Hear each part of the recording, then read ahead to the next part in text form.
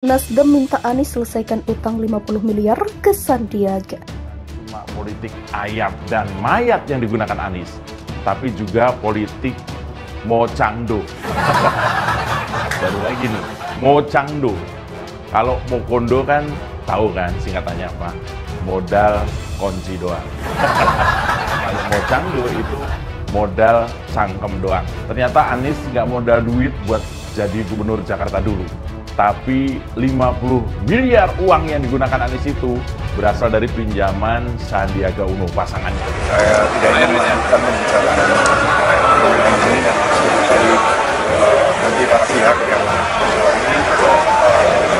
bisa menyampaikan dari saya sedia dan saya ingin fokus pada menatap masa depan kontestasi demokrasi tinggal sebentar tetap masa depan yang penuh proses sukacita dan persatuan.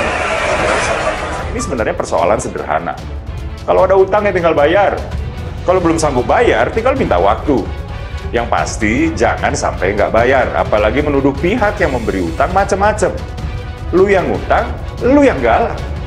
Sedangkan kalau nggak ada utang ya tinggal bilang bahwa kabar tersebut keliru. Wakil Ketua Umum Partai Nasdem Ahmad Ali menyatakan soal utang piutang antara Anies Baswedan dan Sandiaga Uno sebesar 50 miliar rupiah di Pilkada DKI tak ada urusannya dengan partainya. Oleh karena itu dia meminta partai pimpinan Surya Paloh itu tidak dikait-kait. Itu nggak ada urusan dengan Nasdem, kata Ali. Cerita Gerindra, Anies dan Sandi. Ali menilai masalah itu urusan Anies, Sandiaga dan Partai Gerindra. Saat Pilgub DKI, Nasdem memang bukan menjadi partai pengusung Anies Sandi, melainkan Ahok Jarot. Itu cerita antara mereka, Gerindra, Anies dan Sandi. Demikian katanya, sebaiknya diselesaikan. Meskipun demikian, jika memang ada yang meminta Anies menyelesaikan. Sementara untuk pihak-pihak yang dirugikan, anggota DPR Komisi 3 itu mempersilahkan mereka untuk menagihnya. Kalau benar ada utang piutang, selesaikan. Yang dirugikan, gunakan mekanisme.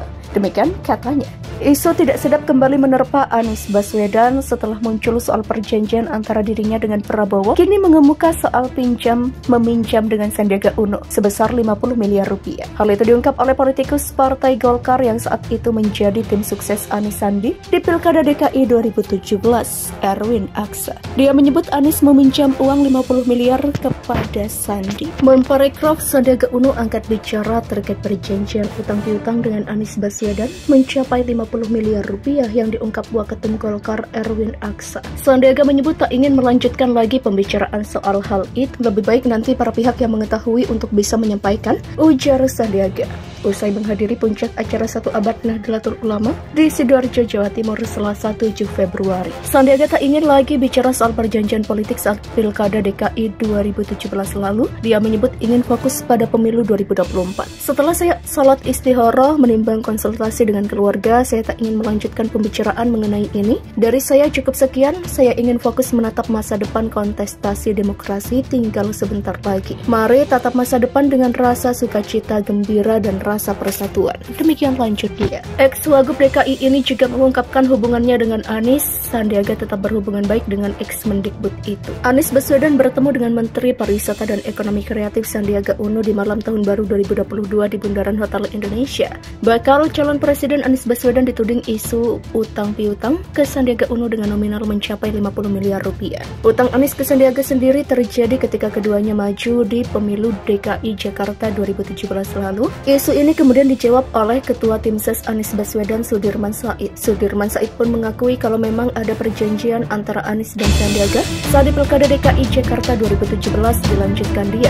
Anies memang tidak punya uang, tapi dalam perjanjiannya dikatakan bahwa kalau pilkadanya menang, utang piutang selesai. Jadi itu dianggap sebagai bukan sebagai utang. Demikian lanjut dia.